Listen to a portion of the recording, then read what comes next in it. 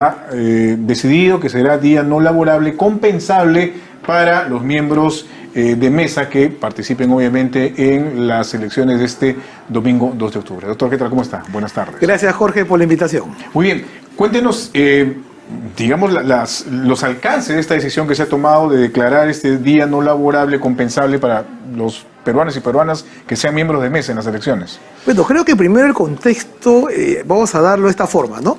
El día 29, el día de ayer, 29 de septiembre, se publica el Decreto Supremo 016-2022-TR, pero creo que el tiempo ha sido muy rápido porque la aplicación de una norma siempre es al día siguiente, ¿no?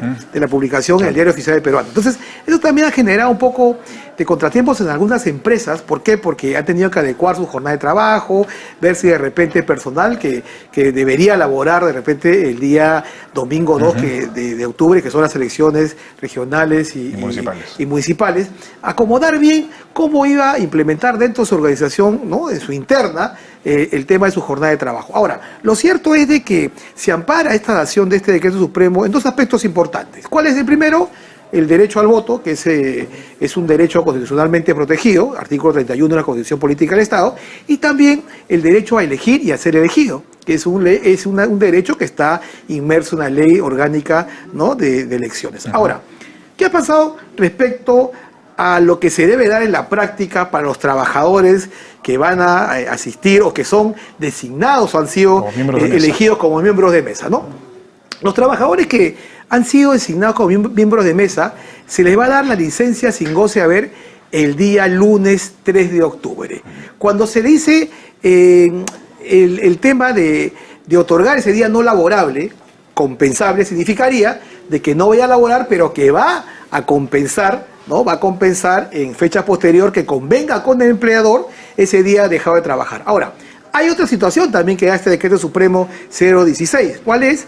Es de que el caso del trabajador, ¿no? Que tenga que trasladarse a una ciudad lejana donde vive, por ejemplo, ¿no? El trabajador reside en Lima, pero tiene que votar en Trujillo, ¿no? A un espacio geográfico distinto, se le va a otorgar también el tema de los días no laborables a partir del viernes 30, sábado 1, domingo 2 y hasta el día lunes 3. En todos los casos tendría que convenir cómo finalmente repara estos días. Es correcto. ¿Cómo va a convenir con el empleador? Y en el caso no se pongan de acuerdo, trabajador con el empleador, eso lo va a decidir el empleador, ¿no? Y ahora, ¿qué sucede en aquellos trabajos que, no sé, se me ocurre que de repente no se puede permitir esta dispensa y el trabajador debe ir a su centro de labores, no puede ir finalmente a cumplir su deber?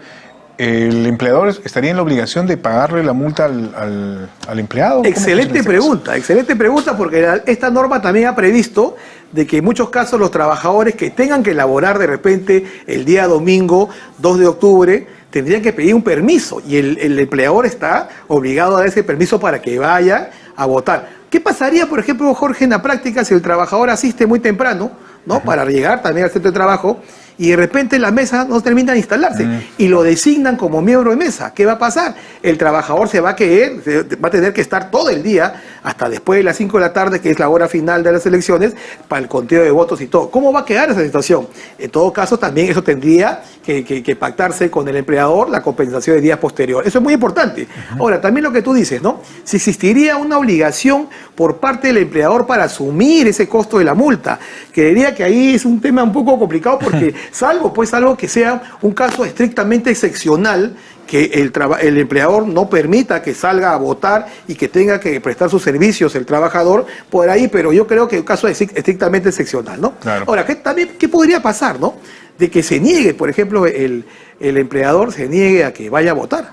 Y ahí, o no le da el permiso de acuerdo a esta norma, ahí ya podría configurarse hasta un delito electoral, porque no podría, pues, conminar el empleador al trabajador. Pero no se dan casos de esa naturaleza, supongo yo, extremos, pero en la práctica se podrían dar todo tipo de casos. Acuérdate que estamos todavía, muchas empresas no terminan de salir del hoyo de la pandemia, claro. y a veces las empresas necesitan esa mano de obra para brindar un servicio. Por eso le preguntaba esto de que finalmente, si es que no se pudiera, por diversos motivos, el empleador podría convenir con el empleado en pagar. ¿Sabes Poco qué? complicado. Ven a trabajar el domingo, yo te pago tu multa. Un poco complicado porque acuérdate que esta norma se da justamente por el derecho al voto, es un derecho constitucional que el trabajador tiene que asistir a votar, ¿no? Entonces hay situaciones como esta que deberían en todo caso tomarse en cuenta en las empresas. ¿Por qué?